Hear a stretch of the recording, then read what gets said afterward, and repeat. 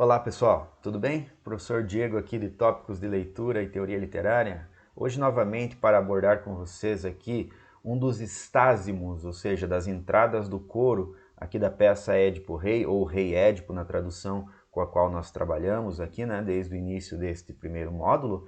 Sendo assim, vamos analisar como que o coro, ou seja, o senso comum, a voz do povo, do público, né, que estava assistindo aquela peça, acompanhando o desfecho deste mito trágico aqui do Édipo e sua família, né? A família do Laio, de uma maneira geral, é uma família amaldiçoada já, o pai dele já tinha uma maldição sobre ele, né? Isso é muito comum, algumas famílias na mitologia grega têm uma maldição que recai sobre elas, e isso acompanha os seus descendentes, evidentemente. Sendo assim, pessoal, separei aqui, peço que vocês acompanhem, né? Aliás, lá no livro de vocês, nas páginas 70, 71 e uma pontinha das páginas da página 72, para que vocês acompanhem, então, os comentários pertinentes a este trecho, que de alguma forma arrematam o que nós vimos já e também preparam o desenlace trágico aqui de todo modo, né? Como a peripécia final e o reconhecimento culminarão na catarse deste herói trágico que é o Édipo, ok? Eu separei para vocês aqui também, pessoal, esta citação como epígrafe, né, para a nossa aula, perdão. Eu retirei lá da Ilíada, na tradução do Carlos Alberto Nunes, em que diz assim a Helena de Troia, o grande pivô, digamos assim, da Guerra de Troia em si, né, de todo o desfecho também lá. Diz assim a Helena de Troia: triste destino Zeus grande nos deu, para que nos celebrem nas gerações por vindouras os cantos excelsos dos vates. O que o Jorge Luiz Borges, um escritor argentino de que gosto bastante, comenta a respeito disso aqui. Ele diz que nesta frase da Helena de Troia, ela dá uma justificação estética do mal no mundo.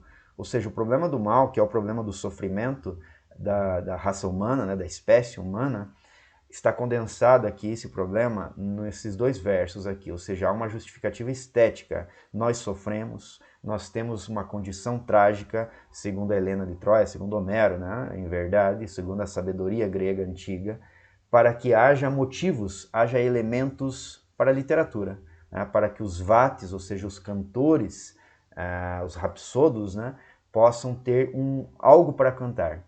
Então todo o sofrimento humano tem uma justificativa, segundo Jorge Luiz Borges, estética para o mal. Ele coloca lado a lado com essa frase aqui uma outra do Mallarmé, Stéphane Mallarmé, um poeta francês, que diz: tudo existe para culminar em um livro, tudo existe como uma finalidade de chegar a um livro. Seria um modo estético de se conceber o problema do mal, o problema do sofrimento humano. Sendo assim, por que estou trazendo essa informação, pessoal?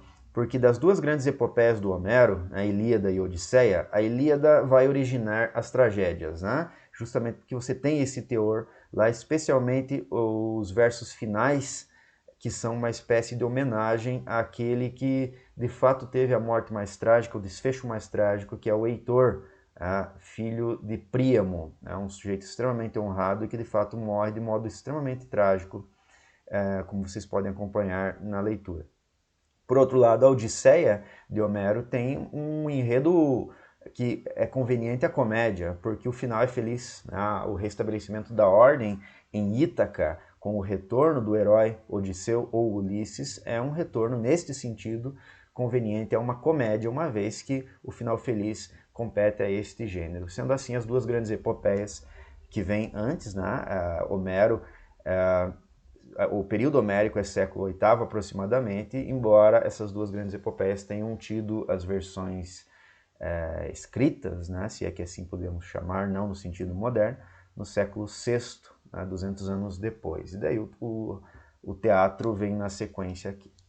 Sendo assim, vamos acompanhar então, pessoal, a análise do segundo estásimo, depois desses comentários aqui, né, iniciais, em que diz assim o primeiro corifeu: conceda-me o destino manter-me imaculado em tudo quanto digo, em tudo quanto faço.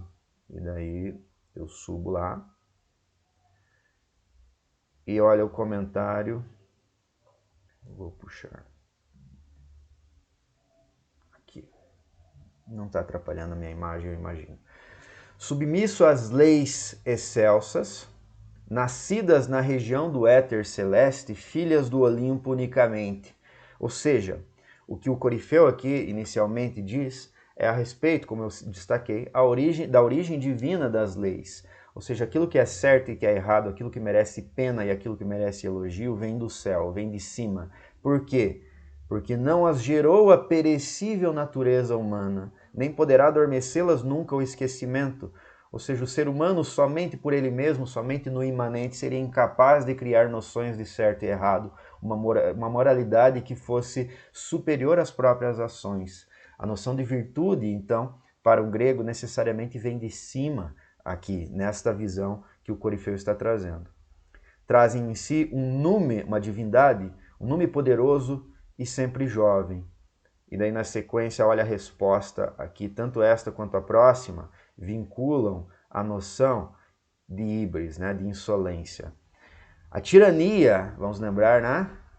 Édipo tirano, é um modo de se referir a ele, nasce do parto da insolência. Insolência talvez seja a tradução, uma das traduções mais recorrentes para a palavra híbris ou ubris, aqui do grego.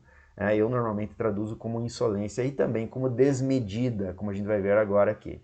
Quando esta, a insolência, loucamente se farta na abundância do que não é essencial nem conveniente, sobe aos píncaros e súbitos salta no precipício do destino, uma palavra importantíssima para Édipo, né?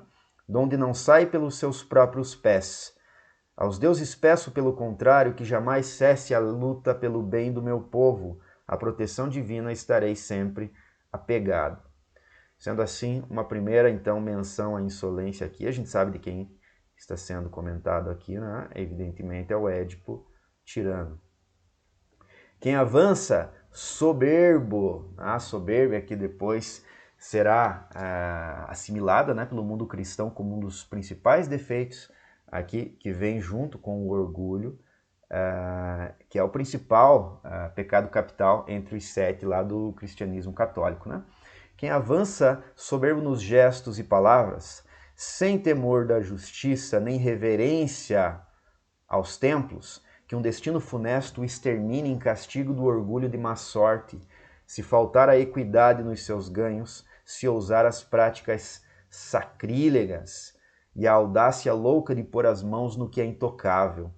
Esta insolência metafísica, digamos assim, do Édipo, e que nós vimos, né, muito bem posta no segundo ato, a própria Jocasta representando também esta insolência, essa dúvida com relação especialmente à figura do Tiresias e, sobretudo, aos oráculos em si, relatando que o Laio, lá no passado, recebeu também o mesmo oráculo referente ao filho e dando um descrédito, né? Desacreditando desse oráculo. Tudo isso está sendo posto aqui pelos corifeus, né? pelo coro aqui neste segundo estásimo.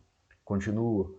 Quem poderá gabar-se após tais crimes de arredar de sua alma as setas da ira? Se a tais atos se rendem homenagens, para que reger coros doravante? Esta antístrofe, né, ela vai culminar nesta próxima aqui, em que há uma grande inconformidade, digamos assim, do povo com relação a este momento sacrílego aqui, a estas blasfêmias, digamos assim, que foram colocadas em ação, em diálogo, em palavras, no segundo ato. É um grande descrédito dos oráculos aqui, deve ter alguma pena, e é assim que finaliza este segundo estásimo, neste tom. Não mais irei em romaria a Delfos, venerável umbigo da terra, ou seja, o Ómphalos, que foi comentado na semana passada, nem ao santuário de Abas, nem ao templo de Olímpia, se não houver unânime repulsa, e aí eu parto para a parte final, a tal procedimento. Puxa um pouquinho aqui. Zeus poderoso, que tudo reges, se verdadeiros teus predicados, que o crime não escape a teu poder eterno e imperecível. Ou seja, clamando aqui por uma justiça divina, especialmente com relação a essas blasfêmias finais aqui, porque o resultado de um descrédito será basicamente o afrouxar das pessoas, uma vez que a justiça divina, os valores divinos que elevam a conduta humana, como a gente viu nas primeiras palavras deste segundo estásimo, forem cessadas. Então é necessário que o céu, né, se redima desta afronta do segundo ato, e a gente vai ver isso no terceiro ato. Finalizando então, estão dando por nulos e caducos os vaticínios sobre Laio, e escandalosamente em toda parte nega-se culto a Apolo. A religião se vai. E aí, céu, o que vocês vão fazer com isso? Qual será a reprimenda? Vamos ver isso no terceiro episódio ou no terceiro ato, agora na aula ao vivo. Espero que vocês já tenham feito ou que façam a leitura deste terceiro ato ou terceiro episódio para que nós tenhamos um rendimento maior, ok? Um forte abraço para vocês e até logo.